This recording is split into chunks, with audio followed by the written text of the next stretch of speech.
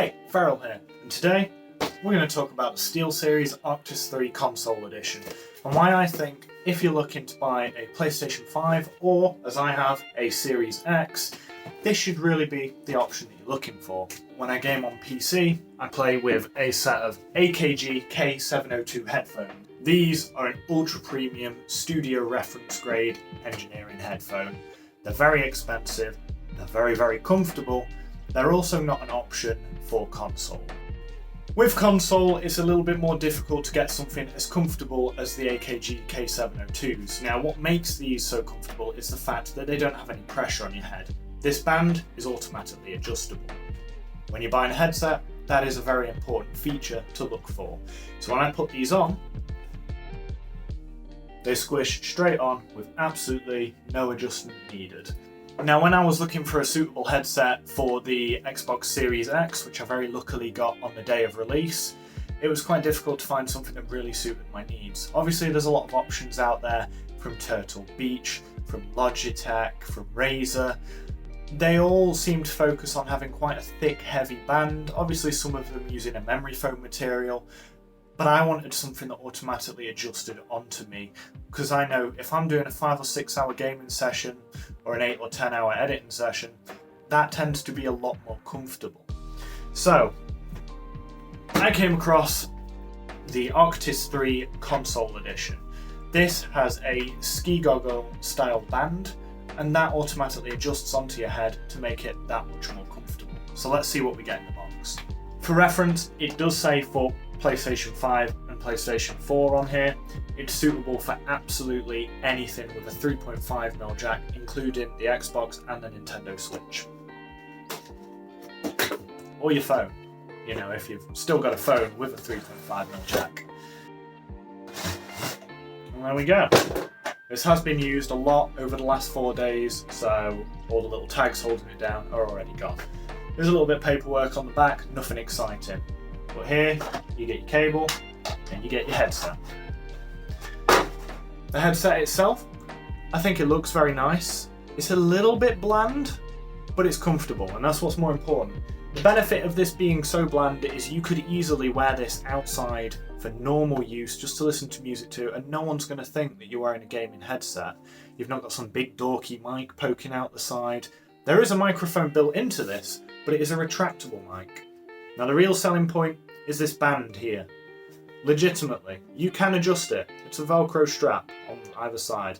But this is straight out of the box. I've got quite a big head, and I've not adjusted this at all. And literally, pull it on, and it sits there. I'd go as far as to say the ski goggle style band is actually more comfortable on this than it is on my K702s. Now that's saying a lot, considering this is a £50 headset, that is around £120 just for the headset without microphone. So we do have the retractable microphone, and the sound quality is okay. It's nothing too special. I certainly wouldn't be recording a YouTube video with it, but it's more than enough for most gaming needs, or streaming for that matter.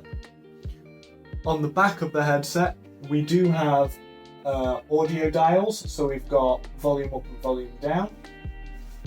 We also have a mute mic switch, and you've got your 2 inputs. Now, this is where I have a slight problem with the headset, and it is my only real concern. I'm very thankful they include a cable that is replaceable. It makes a big difference. The cable breaks, you don't have to go and buy a whole brand new headset. My issue is that it is a proprietary cable. It's almost USB, I think it was like a micro type D to a 4-pole 3.5. Obviously a 4-pole is great because that's going to give you your microphone input, but the USB bit at the side, that's a little bit of a pain in the ass. But all you would need to do is pop your cable in. You do have an additional 3.5mm here if you want to share whatever's being played in this headset into someone else's headset, which could be good if you're going on trips with a friend. Place the headset on, take your controller of choice, Series X one for me, pop it in the jack, you're good to go. So you're going to get some premium audio. And to put it into perspective of how good the audio is on this, these are the very same drivers that are in their top of the line Arctis 7 range and all the wireless models that they have as well. Obviously this isn't wireless, but if you're using anything with a 3.5 jack, you don't really need it to be. But again, £50 price range, you're getting one of the most comfortable headsets out there. Now, having a little bit more of an in-depth look into the headset, if I want to pick more flaws with it, which I can do this with anything, I love the memory foam squishy pads. They're ridiculously comfortable. Like I say, this is one of the comfiest headsets I've ever worn. I don't like leatherette cups because I find that they make your ears sweat after a long session. But I do think that it's probably not the strongest design. Now, you can get some stretch on this. Certainly, I'm not afraid of stretching it, but you've only got this one joint here, and then you've got a little bit of rotation on the cups here. It does mean that you can lay the cups completely flat, so if you want to put them on your desk, they will store nicely like that. But it does concern me about the long-term use of these, especially in households where children might be involved and they might pick them up and swing them around. I think you've got a high chance of them potentially getting broken. That said, they're by no means the weakest headset that I've ever used, and I think if you're careful with them and you're happy to pay just £50, you're going to get a much better audio experience than you would from, say, using the television speakers.